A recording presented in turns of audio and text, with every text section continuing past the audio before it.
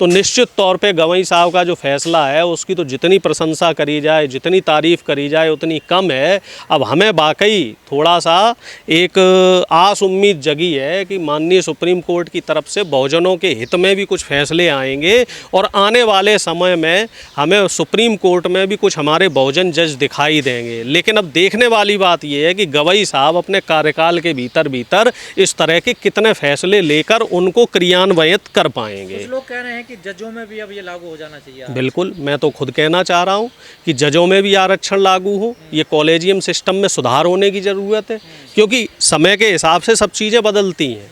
जैसे पहले हमारी बोली भाषा कुछ और थी, पहनावा कुछ और था, रहन सहन कुछ और था। समय के साथ साथ टेक्नोलॉजी के साथ चीज़ें चेंज हुई। पहले आदमी उस पे जाता था, बैलगाड़ी पे जाता था, अब आदमी कार पे जाता है। अब ट्रांसपोर्ट के नए नए साधन आ गए। तो उसी तरीके से सुप्रीम कोर्ट में सिर्फ जाति विशेष के जज ना हो, सभी जातियों के जज हों, क्योंकि जिनके पैर न फटी बेमाई वो क्या जाने पीर पर आई। अगर कोई दलित पिछड़ा होगा तो वही किसी दलित पिछड़े के दर्द को समझ सकता है। कहते हैं कि योग्य नहीं होते हैं इस कैटेगरी के लोग, न्याय व्यवस्था में जो है न्याय नहीं दे पाएंगे। इसमें बिल्कुल बहुत अच्छा सवाल किया। इस पे मैं आपको एक बात बताना चाहता हूँ। क्या हमारे देश में अगर कोई बच्चा जिसका IQ लेवल 150 से ज़्यादा हो वो आइंस्टीन या न्यूटन बन सकता है? कोई मान लो गरीब गांव में पैदा हुआ दलित पिछड़े का बच्चा हो, क्या वो बन पाएगा? नहीं बन पाएगा। ज़्यादा से ज़्यादा वो टीचर बन पाएगा, क्योंकि हमारे यहाँ जाति और धर्म देख के बच्चे को मौके दिए जाते हैं। वही कुछ देश ऐसे हैं यूरोप के जहाँ जाति और धर्म ज़्यादा मायने नहीं रखता और वहाँ वो बच्चा पैदा होता है तो वो न्यूटन आइंस्टीन बन जाता है। हमारे देश में न्यूटन आइंस्टीन क्यों नहीं बने? क्योंकि हमारे देश में जो साधन संसाधन और ये जो व्यवस्थाएँ हैं कुछ जातियों के पास ही रही हैं। और अगर ये सभी जगह सुविधाओं का बराबर डिस्ट्रीब्यूशन हो जाता और शुरू से रहता, सबको मौके मिलते। अब कोई व्यक्ति अगर साइकिल चलाना नहीं जानता है, उसे आप साइकिल पकड़ा दो तो क्या होगा? वो साइकिल चला पाएगा? भैया पहले उसे साइकिल चलाना सिखाओ। तो अगर दलित और पिछड़ों को आप आरक्षण देंगे, उन्हें बराबर मौके देंगे, तभी वो आगे बढ़ पाएंगे। आप किसी को मौके नहीं दोगे, किसी को आप क्रिकेट का बैट पकड़ा दो तो क्या वो चौके छक्के बैट पकड़ते ही मारने लगेगा? भैया पहले उसे प्रॉपर ट्रेनिंग दो। ठीक उसी तरीके से दलित और पिछड़ों को आपको बराबर मौके देने पड़ेंगे। पर टैग लग जाता ना आरक्षण वाले हैं आप लोग तो बिल्कुल बेकार हैं, कुछ नहीं आता। भैया उन पे भी तो टैग लगा हुआ है कि वो प्रिविलेज लोग हैं, उन्हें विशेष सुविधाएं मिली हुई हैं। आप रिटन में देख लीजिए उनके नंबर कितने आते हैं। बाकी परीक्षाएं छोड़ दो, UPSC की परीक्षा का परिणाम उठा के देख लो। रिटन में उनके नंबर देखो, हमारे नंबर देखो, फिर इंटरव्यू में उनके नंबर देखो, हमारे देखो, उन्हें विशेष कृपा मिल जाती है। 95 नंबर आते हैं, हम तब भी नहीं पहुंच। रिजल्ट देखो ना, प्रत्यक्षम किम प्रमाणम। जो प्रत्यक्ष आपको दिख रहा है उसको प्रमाण की क्या आवश्यकता है? मान लीजिए 700 नंबर किसी व्यक्ति को पिछड़े को मिले हैं और 700 ही सवर्ण को मिले हैं, तो उसको इंटरव्यू में 200 में से 180 दे देते हो, पिछड़े को 140 दे देते हो। चलता रहेगा ऐसा जब तक देश में जातीय जनगणना नहीं होगी, जब तक देश में उच्च आसीन पदों पर दलित पिछड़े लोग नहीं बैठेंगे, जब तक सुप्रीम कोर्ट में 50% से ज़्यादा दलित पिछड़े जज नहीं बनेंगे, जब तक मीडिया में 50% दलित पिछड़े मालिक नहीं होंगे, तब तक इस तरह की व्यवस्था चलती रहेगी। और ये व्यवस्था बदलने के लिए बहुजनों की सरकार आनी जरूरी है, बहुजनों का व्यवस्था में आना जरूरी है। एक बात और कही है कि न्यायपालिका पे लोगों का विश्वास बना रहना चाहिए, वो स्वतंत्र रहनी चाहिए।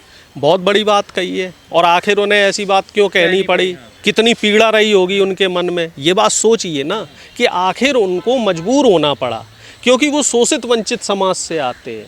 उनकी पीड़ा आप समझिए कि आखिर उन्होंने क्यों कहा। और इतनी बड़ी जो ब्राह्मणवादी मनवादी व्यवस्था है, उस व्यवस्था में भी इस बात को कहा और मालूम है उनको कि इसके बाद उनका कैसे विरोध होगा, किस तरीके से उनके खिलाफ षड्यंत्र रचाए जाएंगे, फिर भी उन्होंने इतनी बड़ी बात कही। तो हमारे जो बाकी बहुजन जो जज हैं, जो नीचे कोर्ट पर हैं, तो उन लोगों को आपस में लामबंदी करके एक बड़ा आंदोलन करना पड़ेगा। अपनी लड़ाई उनको खुद लड़नी पड़ेगी।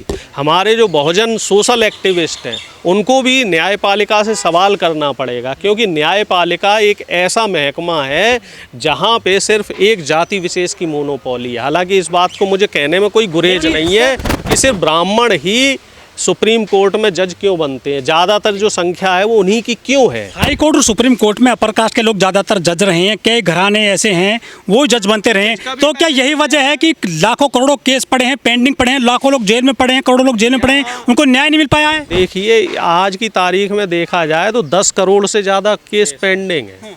10 करोड़ से ज़्यादा क्यों पेंडिंग है? क्योंकि पर्याप्त संख्या में, पहली बात तो जज नहीं है, पर्याप्त संख्या में हमारे पास न्यायालय नहीं है, और दूसरी बात कि योग्य जज नहीं है। योग्य जज क्यों नहीं है? क्योंकि जो ये सिस्टम बना हुआ है कि जज का बेटा ही जज बनेगा, इस सिस्टम पे इसमें सुधार करने की ज़रूरत है।